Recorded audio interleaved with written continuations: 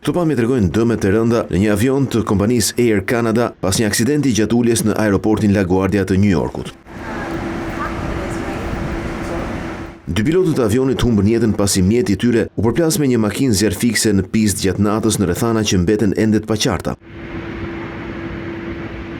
Në bordin e avionit që vinte nga Montreali ndodheshin 72 persona, nga përplasja 41 pasagjerë dhe anëtarë ekuipazhi u dërguan me urgjencë në spital, disa prej të cilëve me lëndime serioze. Brenda mjetit zjarrfikës ndodheshin 2 oficerë të cilët fatmirësisht janë në gjendje të stabilizuar. Mjeti i tyre ndodhej në atë moment në pistë për t'u përgjigjur një incidenti tjetër. Ngjarja shkaktoi kaos në një prej aeroporteve më të rëndësishëm të Nju Jorkut, duke detyruar mbylljen totale të tij dhe anulimin e qindra fluturimeve. Autoritetet kanë nisur një hetim të gjerë për të kuptuar shpejtësinë e lëvizjes dhe komunikimin me kullën e kontrollit, ndërsa aeroporti pritet të qëndrojë i bllokuar për disa orë.